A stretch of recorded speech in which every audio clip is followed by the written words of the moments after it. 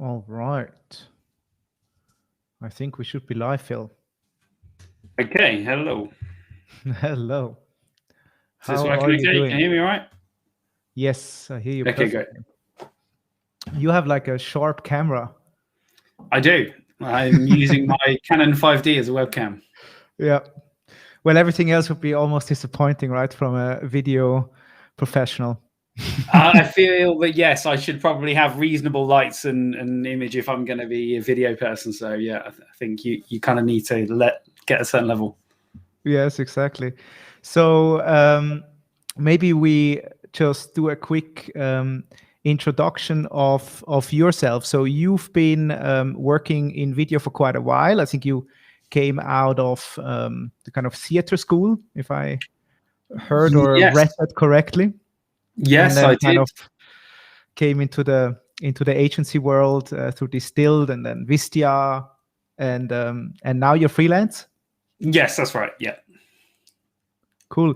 So can you talk a bit about like how that kind of came about, that you came from theater into SEO and then into video? Yeah, sure. So for me, it started, I was working in theatre and film for a while. And just after I graduated university, and obviously that industry doesn't have a huge amount of money and a few other issues with it. So I essentially ended up working for a company that did some technology behind satellite television. And I was working in that field for a while, kind of doing the real technical side of video creation and distribution. And then from there, I got in touch with an agency called Distilled, who were working at the company, who was a client of the company I was working for, and was really interested by what they were doing. It seemed like a great company. And then I went to work there, and I realized that I understood the very technical side of video. I then learned the marketing side, and I also knew all the kind of creative side from my past career. So I had these three things that not many people had in combination. And that meant that I was able to kind of bring a kind of new perspective to video marketing, I think, from quite a bunch of different lenses, and that sort of became the way in which I was able to build a career in this space, I suppose.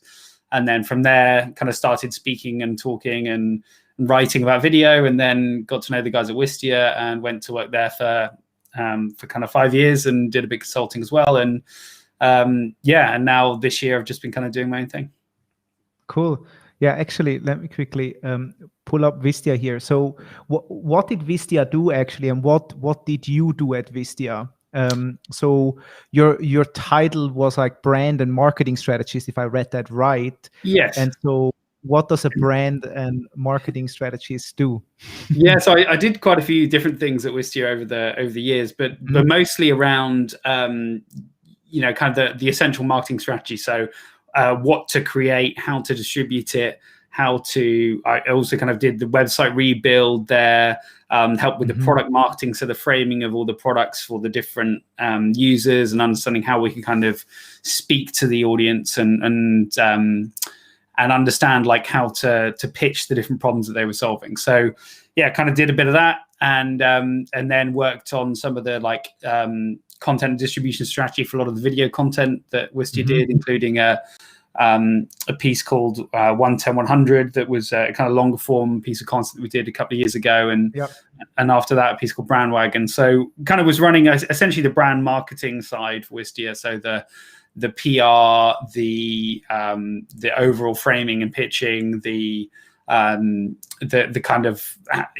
what do we create to speak to our audience, and how do we kind of like really build that audience base, and working with a great creative team there as kind of the marketing expert, I suppose. Let's jump in maybe right there. So I named this workshop a bit tongue-in-cheek, tongue-in-cheek a bit like how to generate leads, with videos. Oh, sure.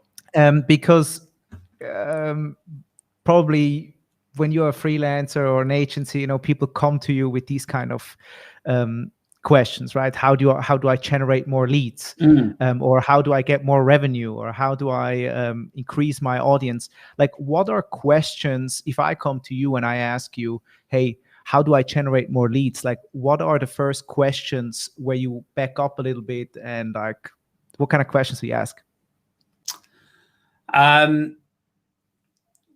So I think, I'm always like, if you're trying to work out how to do video, I think the core thing that most companies get wrong is they sort of try to think about it as a separate process to the rest of the content strategy. So it's like, we're going to create a video asset and then we're going to try and get the most bang for our buck from it.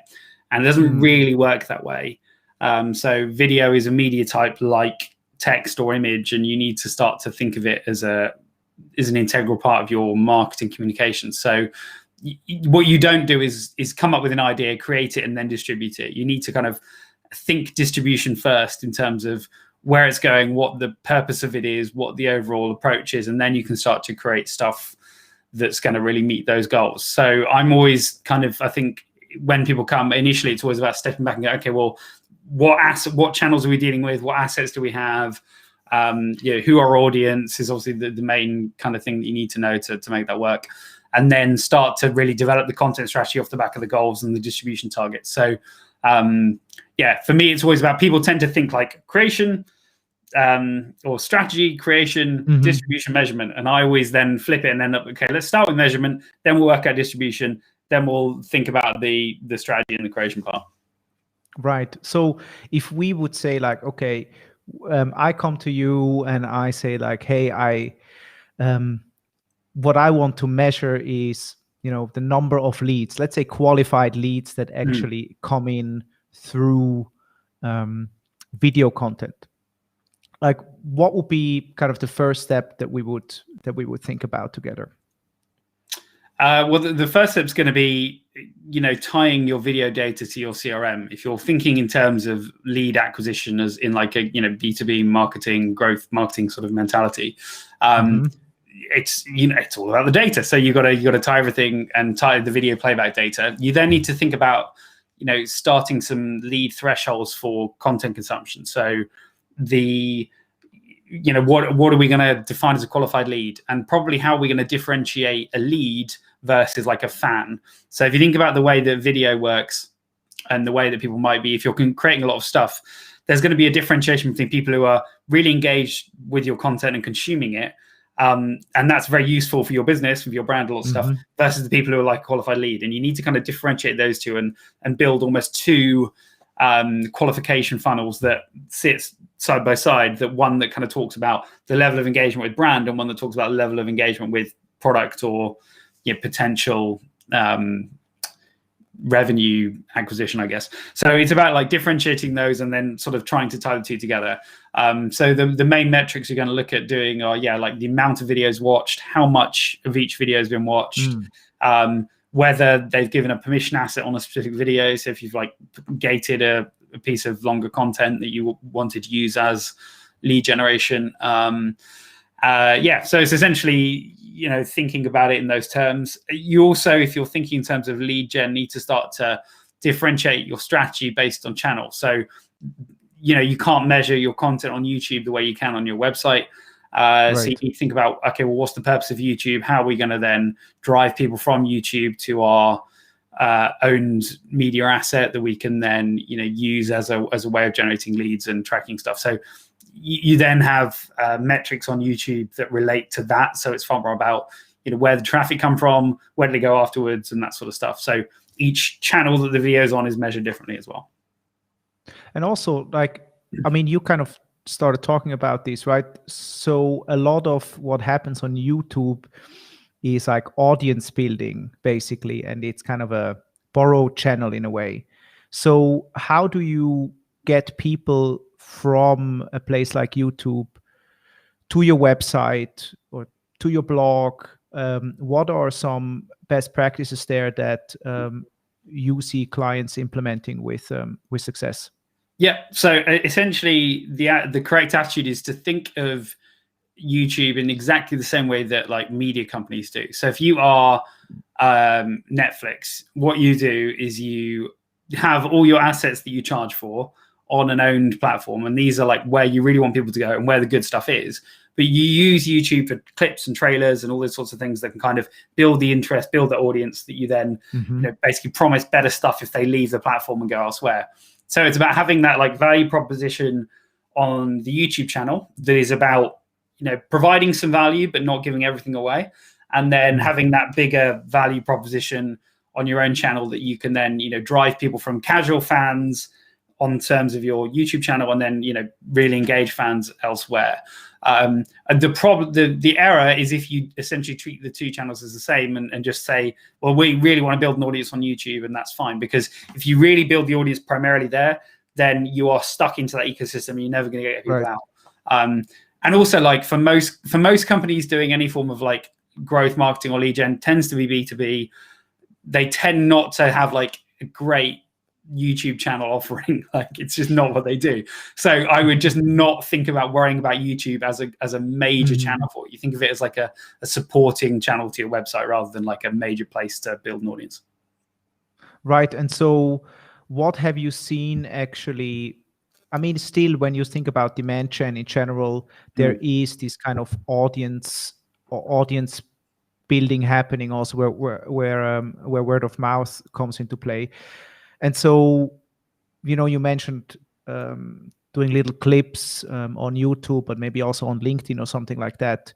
What have you seen specifically for LinkedIn as kind of a funnel? I mean, let's take a podcast like this as an example. So let's say I'm a B2B brand, and I would kind of put this into little clips and then upload it in several places. What would the next step be? Like, I would then go funnel them onto a blog or onto a website, and I would ask for an email there, or like what have you seen? What works best?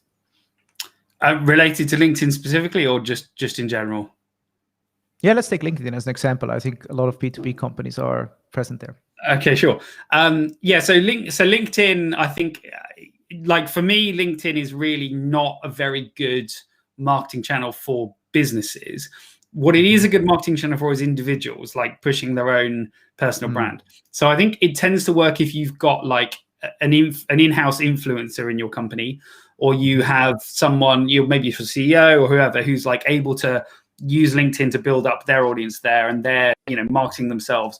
So you can utilize that to then maybe if they're hosting a podcast, like they then start to promote it. They do that regularly. The guest promotes it on theirs, all that kind of thing. So you have a bit of a way to build the initial interest there. Then, as you mentioned, yes, you then want to take them off platform, so away from LinkedIn. Maybe you just give a snippet of it, or you pull them elsewhere, so they can then go to the website and actually there have that engagement that you can properly measure, one that you can drive traffic, that you can exactly. If you gate the content, if you put like an email subscription box on top of the content, usually a few minutes in, so not right at the beginning, but sort of mid-roll, so after so it pops up, so once people are already engaged, you're going to get higher conversion rate. So then you want to put your email address capture form and get the email in order to generate the lead that way. So that's one way you can, like, from soup to nuts, go from LinkedIn all the way to a qualified lead, if you like. But the strategy is at every point in that journey, you want to start to speak to people where they are. Now on LinkedIn, people are quite comfortable to leave it because it's kind of crappy platform, and people are just going, I don't know, they're going on there for whatever reason, but they're quite happy to jump off and see other stuff. YouTube less so, because people are not normally going on YouTube to just like browse. They are going for a discover platform. So you have to kind of think about the audience experience and speak to them where they are, and then create that like minimum viable conversion, that next action, that smallest next action that drives them to the next stage in your journey, whatever it might be. I think you touch on an important point there, because when you say you want to meet the people where they are, it's basically the very first thing is like kind of picking who you're actually speaking to in a video, right? And then figuring out where they hang out. So when clients come to you and you kind of figure out together to pick a niche or to pick a segment of customers to serve for video, like what kind of process do you go through? Yeah, so for me, it's all about like identifying a few different segments. So it's like, okay, who are your customers? who are your best customers, who are your kind of amplifiers, who are the people that really like maybe aren't your customers but really help share your stuff and are the people who tend to be like big voices in that community. Who are the kind of the subcultures in the community surrounding your brand? Like, what are those worlds that people are speaking in?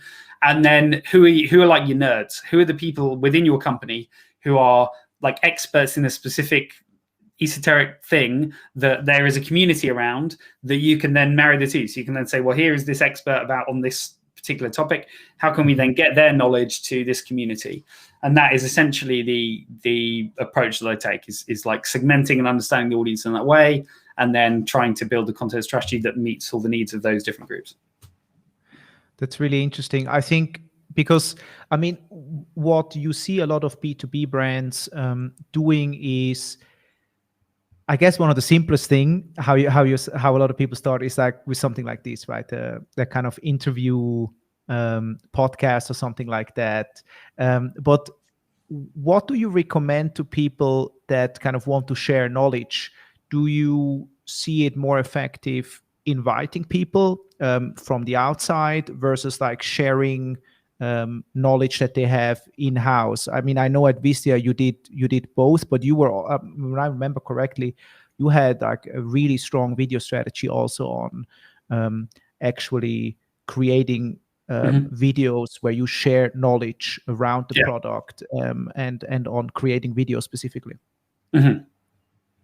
I mean, yeah, I think you're right. I think you need to do both. You got to have the approach where you're kind of doing external stuff and you're doing stuff that's your own and you control as well. And you need both. You need that core asset that's yours that you own, and you need to start engaging with other influencers and other people who can help spread the message as well. So I don't think it's a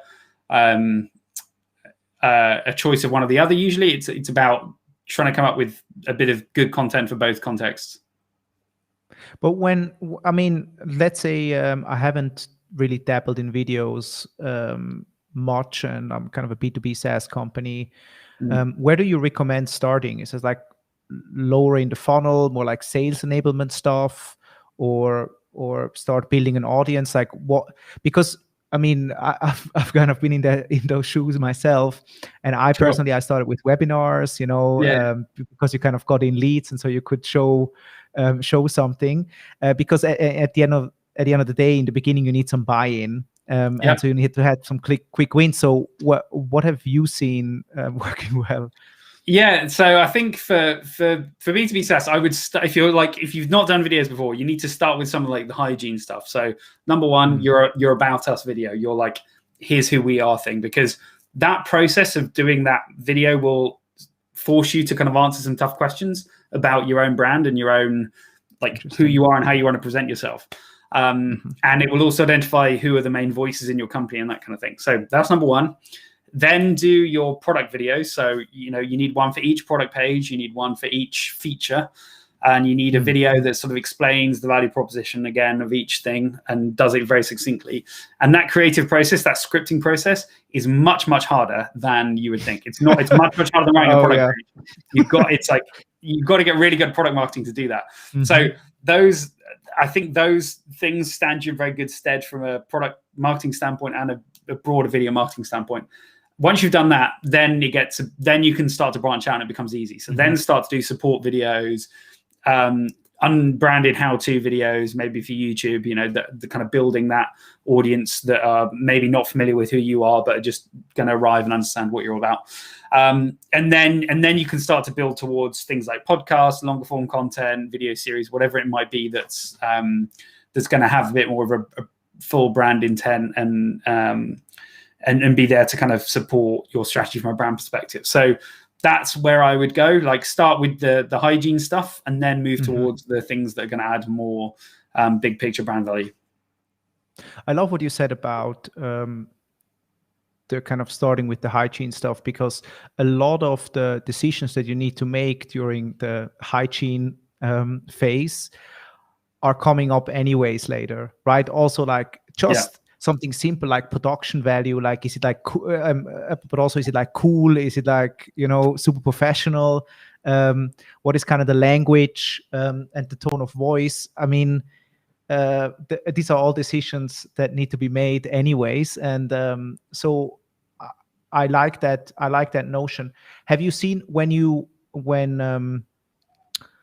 we talk about product features and stuff like that?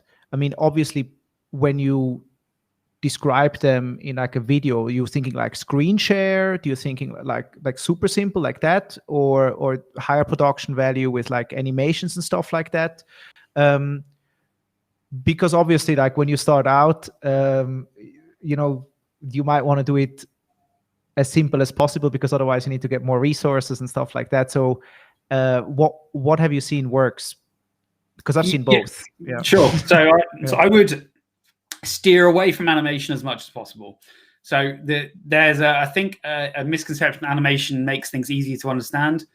Doesn't. Often it makes things way more complicated, and doesn't really add anything to your brand. Like if you are a SaaS company, your brand is your product and your aesthetic and your people. And the thing that makes people choose one SaaS product over another is that they trust that the creators of the product understand your problem better than the alternative option. That plus, price and features and whatever. But that's the main thing. It's like, I believe that this is the right product for me because these people understand my product. So you need, therefore, to get the people who've made it on camera to build that trust. So I would always go down the line of talking head. You can keep it really simple, and good product shots. So get nice product shots, people actually using the product on a laptop or whatever. Yeah. Not difficult to shoot. Just get a camera on the screen and set it up properly so that you're not getting glare and all that kind of stuff. And that's the way to do it. So you get a camera out and do it properly rather than worry too much about animation and screen share and that kind of stuff. You can you don't need to use expensive cameras. You can do it with an iPhone. It's just about trying to put your best foot forward about who you are from a brand perspective. And for a SaaS company, that is essentially the people and the product. So get that on screen. Yeah, right. I mean, when I look back at my own journey, it was always difficult. We didn't have a product marketer. It was not that in at the time. So now it became more of a like staple within companies. But how do you get people in front of the camera that are maybe not that used to be in front of a camera if you need people? Whether that's, I guess with sales, it's a bit more common, but especially in product, I mean, I remember we had a bit of an issue at the time to actually have people speaking, whether that's on webinars or like exactly in product videos and stuff like that. Have you, like, how do you guide as a marketer? Like, how do you guide this kind of process for people who are not used to creating video? Yeah, so I think it's about just like trying to meet them where they are with their journey. And as long as they're bought into improving, it's just about getting the right support for them. So that might be bringing in a director for a couple of days to help out, doing some training, so helping people understand how to be on camera effectively. I do quite a bit of that. So, it's about just understanding where people are, helping guide them through that initial fear and journey about what's going to happen next and what they can do on camera. And usually once you start the baby steps of doing a few things and building that confidence, you'd be amazed how quickly people who are a bit nervous can become very good. But they have to want to do it, right? It has to be someone who's like interested. And if you don't have anyone in your company that wants to do it, someone has to step up, because this is the new, like, if you think about the way in which 5-10 years ago, it was always the question of, okay, well, who's going to speak on behalf of the company? And it was obviously very PR controlled. There's normally only one or two spokespeople. No one wants to do it. And now most companies out there have dozens of spokespeople in various different contexts. And now it's the same thing. It's like, well, now you need to start thinking about having more and more people on camera. And if you're not willing to take that step, you're going to get left behind by the companies that do. So you got to get used to it. And you've got to get media training to make people. Yeah. I fully agree. I think it's B2B becomes also much more of a like people to people business. I think people are starting to realize that we're selling to people, and that they don't want to hear from companies, they want to hear from people. And so I like the aspect that you mentioned, that you can do the 80-20 of like teaching someone to get in front of the camera and like maybe also writing the script for them, and so they don't need to do everything themselves. Yeah. So I think that's a good way to start. One thing that I'd be interested in as well is how have you, for example, at Wistia, how have you, for more of the enterprise accounts or for larger accounts, used video for sales or sales enablement specifically?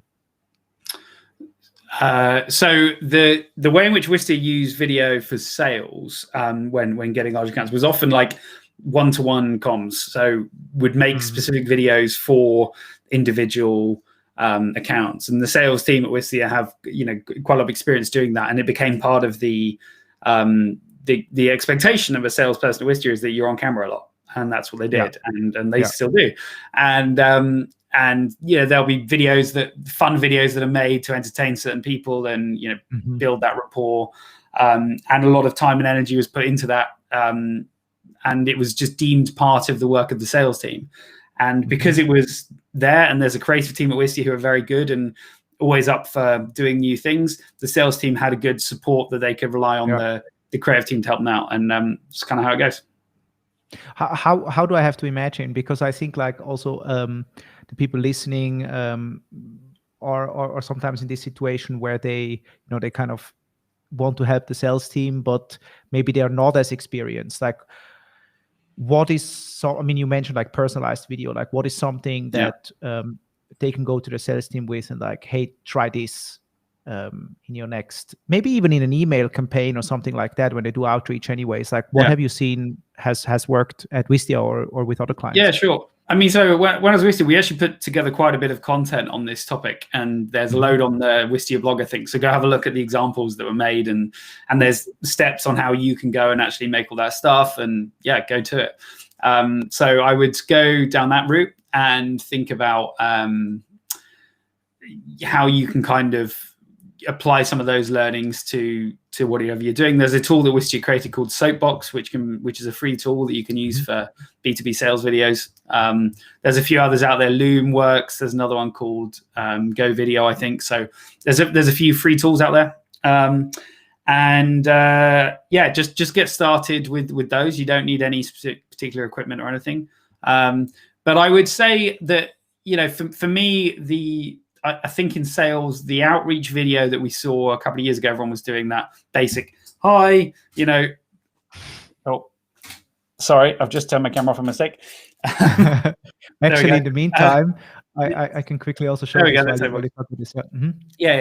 this was the one we put together, and so it's a great tool. You put it, you attach it to Chrome, and it allows you to create these like nice little videos with talking head and a screencast as well. So if you want to like share a screen and show what's going on, you can do that, and it looks great. So it looks a bit more professional than just a standard talking head video.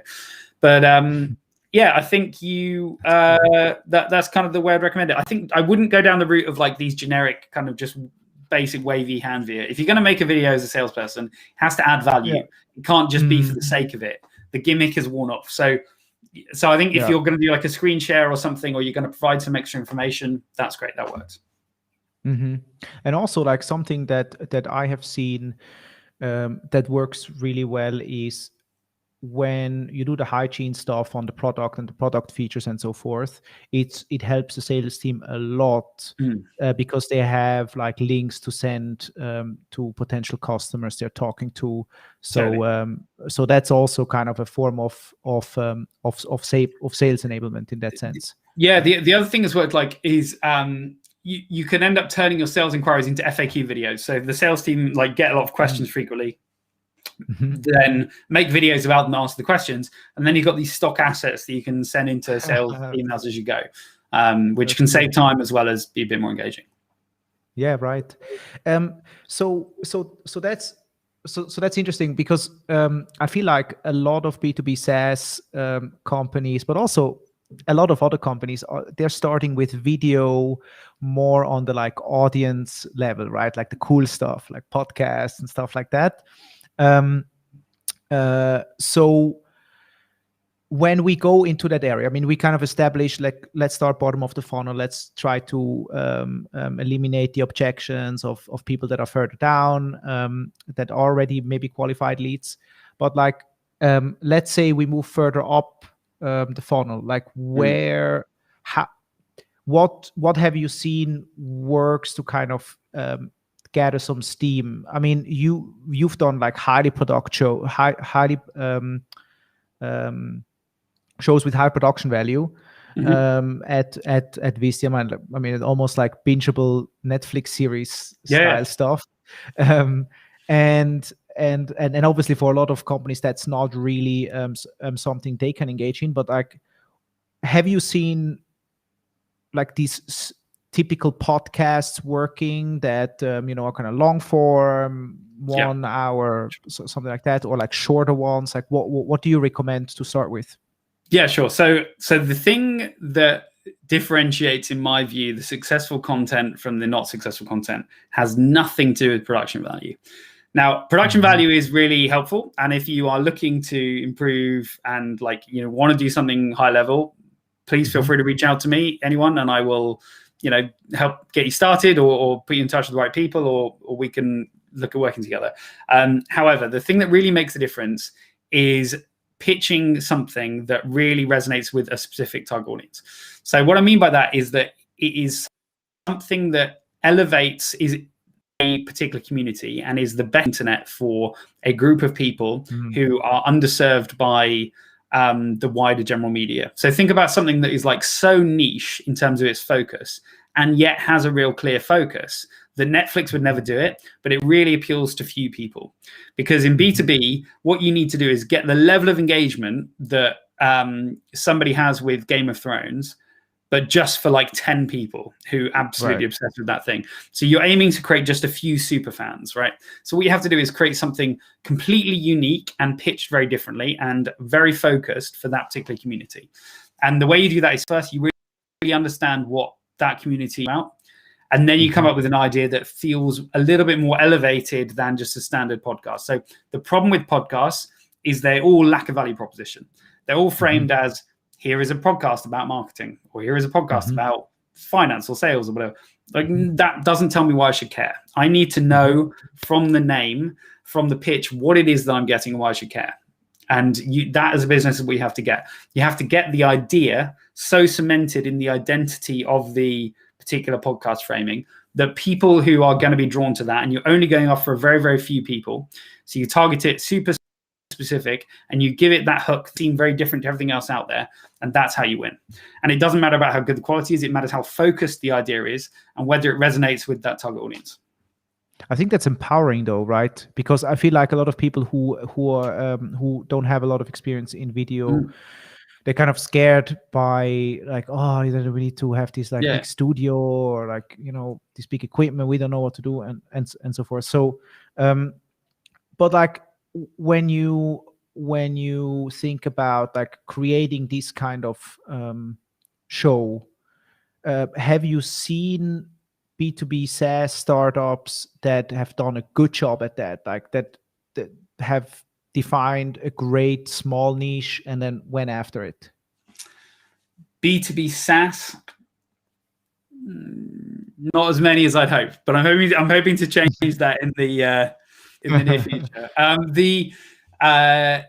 So one that Wistia talks about a lot is Profitwell, who really focused on pricing, right? So they just made a whole thing about pricing pages and made a whole series about that. Very, very niche, very focused. So that's one example. You can think, but yeah, not so many B2B SaaS. It's not so. I think most of them have fallen into the trap of going a bit too generic. But if they went a bit more focused, I think they'd fly a bit more. Yeah, Profitwell does a great job. They do a good job. I mean, they even sometimes have like serious. I was in kind of I didn't join, but I was in a kind of nurturing stream of theirs where they just talked about for weeks on end about like how does it called in English? Like when credit cards bounce, So just a very specific topic for retention marketers, right? And that's it. They just talked about that because they knew when the marketer solves this problem, they will have success with their product and in their function. Interesting. Yeah, so it's like super nerdy and specific, right? But very, very high value content. And outside of B2B SaaS, do you have examples that maybe B2B companies can learn from and draw inspiration from, where a niche or audience has been well defined and served? In podcasts specifically, or just in general? So one that I love is a guitar shop near me in just south of London, and it is called Anderton's, and they do a whole series which is just like, if you were it's targeted at people who wish they were professional musicians, and it's basically like, if you were just given an ultimate budget in a guitar shop, what would you do? So just messing around, right? It's really silly, it's very playful.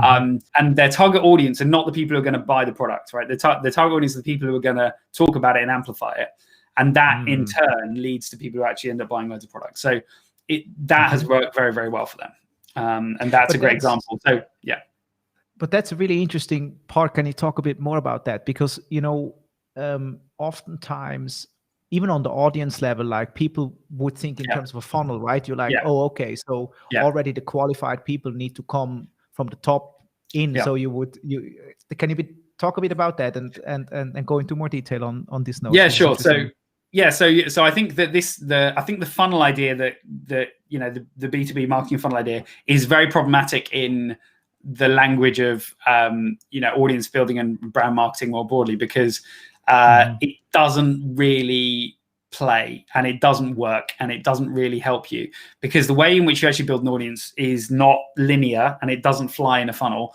And what matters in terms of word of mouth and your broader success is about people talking about you, and your target customers likely don't talk about you.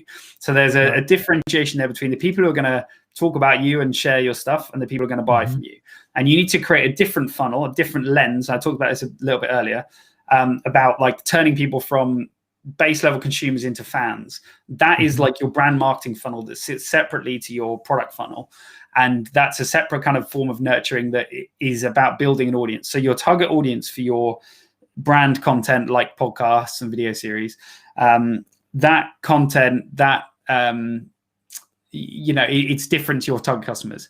It's about communities. It's about people who are likely to amplify and share your stuff. The people who are going to be ultimate fans of a message, not necessarily fans of the product. So it's about having a different audience. And the challenge in the B2B world is that most people don't want to do that because they can't quantify it in terms of ROI. It's nice and simple when you have a funnel and you can kid yourself that everything you're doing has a monetary value, and you can go, oh, I'm putting this money into video and I'm getting this much out. No, that's never worked in any marketing ever. You've just had the data that you've been able to pretend and convince yourself that it is working like that. It doesn't. So you need to consciously say, okay, we're going to invest in brand, and we're going to measure it not based on money in, but we're going to measure it based on the amount of engagement we're getting with a certain community and the amount of amplification, knowing that this will in turn to revenue, but not be directly trackable. And unless you're willing to commit to activity that is not directly trackable, you cannot do brand marketing. And I think in the long term, you cannot succeed, because all good marketing relies on a lot of non-attributable stuff. I think that's a really important point to make, because I feel like marketers became really, really obsessed with attribution and trying to, coming out of this like performance marketing where everything was trackable and attributable, and all these super elaborate attribution models and stuff like that. So I think this is a super important point to make, because when we are getting buy-in for something like a podcast, that also the expectation management is right? So that, we're not telling them like, hey, you're going to get like hundreds of MQLs or even SQLs through the aforementioned funnel, but it's more about like the general conversation that is going on about the brand in the industry. Yeah, exactly.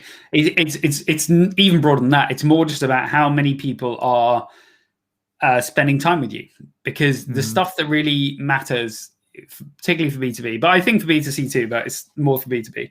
It's about a few people spending a lot of time with you, and they become your advocates that really start to drive adoption over the long term. And in any like B2B industry, there's normally a relatively small number of very high important influencers at the start. And those are the people that matter. And those are the people that are going to drive your brand over long term. And if the irony about demanding ROI is once you are successful as a business and you've built a good flywheel or a funnel, stuff's not trackable anyway, because most of your good leads come directly. Right. So exactly. you stop trying to demand trackable marketing only then to basically fall into a place where you can't track it, and admit that from the start, what you need to do is invest in a lot of activity that you can put metrics on that value it. You can track it and measure it effectively, but just not in terms of revenue. We were all lulled into a false sense of security about performance marketing, but it's never been true that you can really measure it all. And now we just have to accept that. And it's interesting because I talked to a marketer from Gong. I don't know if you know them. I'm not familiar. It's like a sales software, and they took the B2C approach completely, right? I mean, they're basically like a B2C brand for salespeople, right? In a way. And he told me that if they hadn't built such a strong kind of brand at the top where people just talk about like their brand and like the cool things they do, they would not be able to run a demand generation program the demand generation program that they do, because they just have like tons of people. And he said too, like they're not attributable to, I mean, directly, right? So, but still, like you as a marketer, even if you don't report it upwards to management or like wherever, you want to kind of gauge how well it's working. So what do you look at, like dwell time or like view time in terms of videos or like brand searches? Like what would people, like marketers who are actually doing it, look for? Yeah, it's a great question, and thank you for feeding me the right answers. So I think the essential answer is brand search is your number one metric for brand salience, right? So you need to see that going up over time. More people searching for you, more people searching for like brand modified queries. So your name plus type of product or whatever. So that really matters. And you want to also look at the character of those brand searches. Like, what are people associating with you? What are they thinking? In terms of the like affinity metrics, so the core, like, if you're doing long form content, at Wistia, we call that brand affinity marketing, that like people spending time with you. So dwell time, watch time, and particularly for video, it's like the number of videos they are watching to a certain degree. So what you then do is in your CRM system, you have a different level of tracking from leads, which is fans, right? And your fans is, okay, well, you're going to have levels of this that sits at like, okay, people who've watched like 2 videos, a little bit, are like, they sort of engage viewers, but not fans yet. Then you've got people who've watched like 5 videos and watched them all. They're like active. And then you get down to like, you sort of basically create these buckets that people can fit into. And your goal is to create the highest number of fans right at the bottom who have given you their email address, all these other permission assets, maybe even like, signed up to a course or something.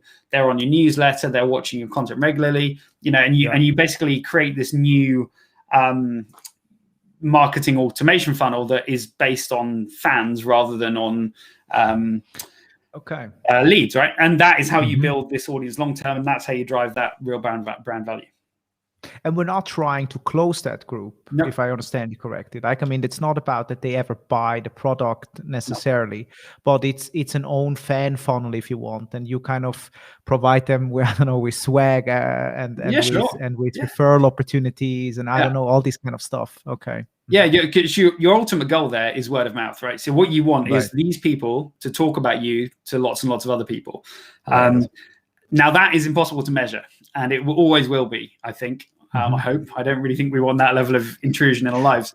So you have to use a proxy, right? And the proxy is like the level of engagement, and you just have to make that assumption that engagement equates to conversation, which it usually will, not always, but that's kind of the metric you're going for. So it's all about how do we create these fans who like you, talk about you, engage with everything you're doing. And your goal is to nurture those people into being even bigger fans and even bigger advocates, never to convert them to customers. That is a separate funnel. There will be crossover, but it's never the same one, because what you often find is that there'll be a huge number of people who are fans but never buy. And if you look at them as not valuable because they never buy, you miss out on all the value they're creating. So at Wistia, for example, there's an email list of about 500,000 people and only about 20,000 customers. So there's a real, but those 500,000 people really, really share the brand. And it's only because of that strength that the big customer base is allowed to fly. Like one enables the other, but they're different approaches. And I mean, it's interesting if you look at like kind of concentric circles, and in the middle would be like employees, and then or like the founders, employees, and then like super fans and so forth. Like even I might not be that close to the core, but if I'm further out, like I talk about Wistia, right? If someone asks me like, what is a good B2B video platform? I'm like, oh, Wistia, I heard of Wistia. I didn't hear about all the others, right? And so even if I'm not like, yeah, exactly. And I think it's very granular, and nobody will ever be able to attribute my little recommendation that I gave you. I didn't even think about it, right? It was like, oh yeah, Wistia, try them out, right? Yeah. Yeah, exactly. Yeah, that's interesting. So fan so funnel, I always think with all measurement in marketing, like, I love data and I love measurement and I'm very passionate about it, but it's always about choosing the right proxy. It's never about trying to get to absolute certainty. And I think anytime you try and get to absolute certainty, you make very bad business decisions over the long term. Because demanding like clarity and measurement leads to bad strategy. If you're only willing to like have a sale that you can really attribute to a certain way, you're going to attribute it to PPC, you're going to attribute it to like direct sales, and you're going to like basically just increase your costs every time, because the most expensive stuff is the most trackable. It's not necessarily the most effective. That's a good point. So I think like in terms of if we summarize, I mean, if we have not done any video whatsoever, we kind of start as close to the sale as possible, I guess, or like, let's say around the product, bottom of funnel video. And only afterwards we kind of start thinking about podcasts and start building what I now, as of now, will call kind of these fan funnels, if you want. So okay, that's pretty cool.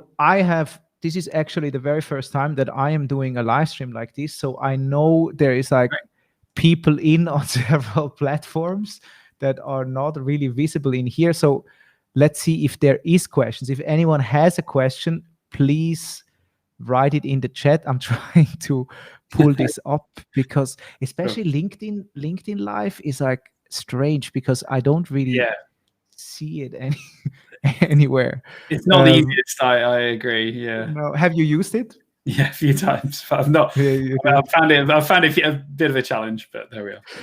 Yeah. I think YouTube's the best one for live, really. What was that? YouTube. I think YouTube's the best one for live. Yeah. Let's see if there is something on YouTube. Otherwise, we're wrapping up on our side. I think not. I'm not sure. Well, on YouTube there is nothing, and on LinkedIn I don't know if we're in. But this was a really interesting discussion. Is there, and like, what do you do today, and what can kind of people get from you? Like, what kind of advice do you give? What kind of strategies do you put together? Like, what's your specialty?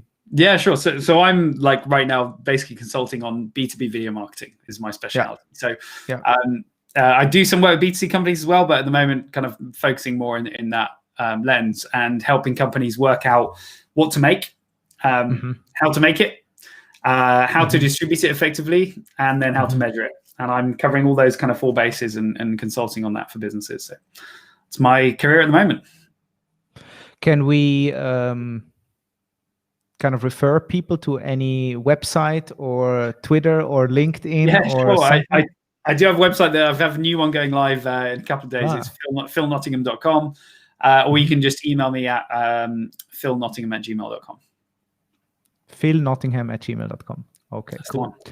Perfect. Well, I'm not seeing any questions in here. Maybe I'm not sure. No worries, all good. So otherwise, do you have anything that you want to leave the listeners with? Because this is also going to be a podcast, so right. you have the last word. Sounds good. I think I would just say, with all things video, it's like, particularly in B2B, the two things are: one, get your measurement straight up front, because if you do that and you get buy-in with all the relevant people, everything goes smoothly. The second one is like, start really small and don't worry about trying to get it all right at once. Like, it takes time to build your style, to understand how it works. So if you start with the hygiene stuff for your website, then everything else starts to flow and go easy from there. And then, you know, have a crack at doing some longer stuff, a podcast or a video series if you're so inclined. And yeah, always excited to see anyone doing good stuff. So if you've got something on the go, I'd love to hear about it. So please put it my way. Cool. Phil, thank you very, very much for your time. You're so welcome. Thank you. I'll send you the podcast once it's ready. Cheers. Great. Thanks, Andrew. Appreciate your time. Bye. Bye.